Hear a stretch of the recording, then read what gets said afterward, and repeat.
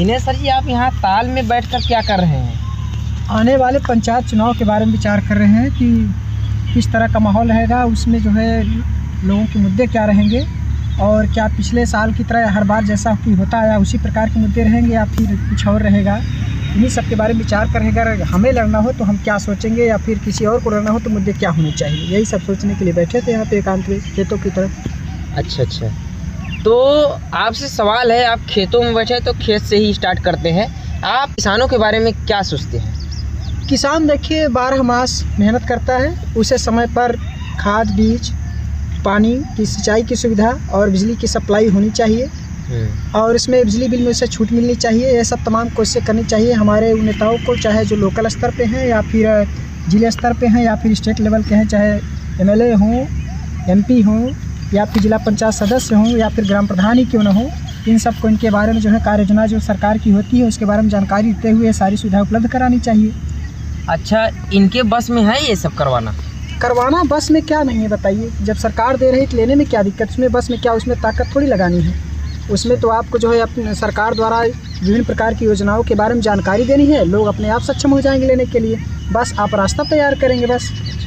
तो आपको क्या लगता है कि मतलब कि लोगों के पास बिजली पानी वगैरह ये सब सुविधाएं नहीं पहुंच रही हैं? पहुंच रही हैं लेकिन उस मायने में नहीं पहुंच रही हैं जैसे कि पहुंचनी चाहिए।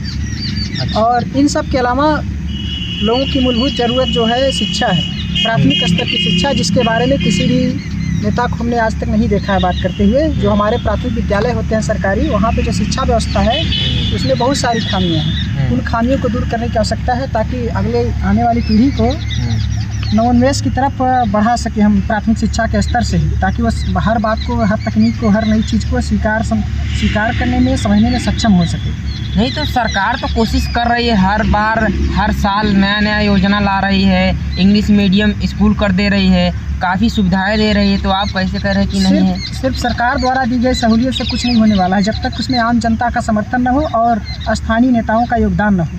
आप सरकार को दोषी नहीं ठहरा सकते हर बात के लिए, क्योंकि जब तक आम लोगों की भागीदारी नहीं होगी सरकार की योजनाओं में, तब तक हम किसी भी व्यवस्था को, किसी भी समाज को नहीं सुधार सकते या कोई भी उसमें सुधार, व्यापक बदलाव नहीं ला सकते।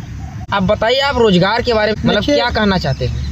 रोजगार के बारे में हमारा ये कहना है कि जब उचित प्रकार की शिक्षा का प्रसार होगा तो रोजगार की प्राप्तता भी आसानी रहेगी, उसे प्राप्त करने में भी आसान रहेगा। जैसे विभिन्न प्रकार के कोर्सेज चलते हैं, डिप्लोमा कोर्सेज हैं, ग्रामीण स्तर पर जो है ITI कॉलेज हैं और फिर उसमें विभिन्न प्रकार की ब्रांचें हैं जिनसे आप सीख कर पढ़ कर जो है रोज़गार प्राप्त कर सकते हैं। आपके पास कुशलता होनी चाहिए, पेशेवर कुशलता होनी चाहिए, प्लस आपके पास जो कौशल है, ज्ञान कौशल है वो भी होना चाहिए, तभी आप रोज़गार पा सकते हैं। क्योंकि देखिए जो भी कंपनी है या जो भी संगठन है, जो ऑर्गेनाइजेशन है, जो भी जो आपको अपने यहाँ नौकरी देगा वो आपकी मानसिक अभिज्ञान क्षमता भी परखेगा और जो है शारीरिक कौशल भी परखेगा, तभी आपको नौकरी देगा।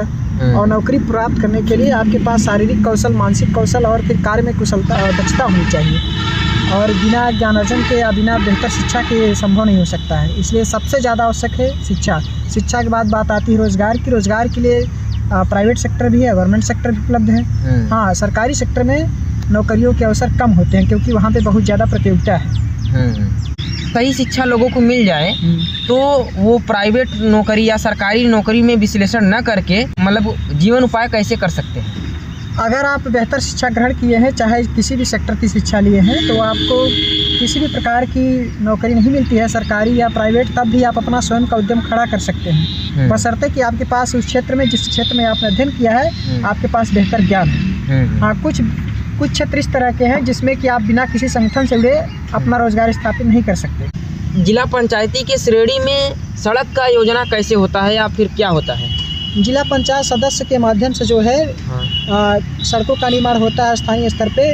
वे सड़कें जो ग्रामीण क्षेत्रों से होते हुए मुख्य सड़क को संपर्कित करती हैं, जोड़ती हैं। उन सड़कों का विभिन्न प्रकार के चगरोड जैसे होता है, इंटरलॉकिंग होता है और CC रोड निर्माण होता है। ये सब जो है कार्य योजना बनाकर ग्राम प्रधान या फिर जिला पंचायत सदस्य के माध्यम से सड़कों का निर्माण किया जा सकता है। और बिना सड़कों के समुचित और बेहतर निर्माण के किसी भी समाज की तरक्की नहीं हो सकती, क्योंकि यातायात बहुत महत्वपूर्ण साधन है जिसकी वजह से ट्रांसपोर्टेशन होता है, लोगों का आवागमन होता है, लोग मुख्य सड़क से होकर बाजार जाते हैं, अपने सामानों का क्रय विक्रय करते हैं, है ना। इसलिए जो है लोगों का संपर्क स्थापित होता है। इस तरह से सड़कें बहुत आवश्यक ही हैं। और मुख्य रूप से हम तो कहना चाहेंगे सड़क, शिक्षा और सुरक्षा रोजगार, यही होना चाहिए मुख्य मुद्दा।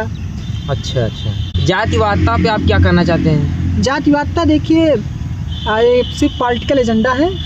दुनिया को अपने मुट्ठी में कब्जा करने के लिए बुद्धिमान लोगों ने जो है पूरे मानव समुदाय को, मनुष्यों को जो है विभिन्न प्रकार के घेट्टों में या दरबी में बंद कर दिया है, उसे अलग अलग डिवाइड करके, ताकि उन पे जो है अपनी हुकूमत, अपना शासन चला सके। और जात कुछ है नहीं, ठीक है। अच्छा। ये लोगों के विभिन्न प्रकार के समूह बनाए गए हैं बुद्धिमानों द्वारा, ताकि उन पे वो शासन चला सके। और इससे ज़्यादा जातिवाद या फिर नस्लवाद, रेसिज्म या कास्टिज्म, और इससे ज़्यादा कुछ नहीं है, जहाँ तक मेरा अनुभव रहा है, ये मैं कह रहा हूँ। मतलब जातिवाद से विकास नहीं हो सकता है, आपका कहना है? नहीं, बिल्कुल नहीं। जातिवाद की उत्पत्ति ही राजनीतिक उत्पत्ति है, सीधे समझिए, ताकि सोसाइटी के लोग, जो आम जनमानस है, वो आपस में बटा रहे, और बटा रहेगा तो फिर उस पर राजनीति करना आसान रहेगा।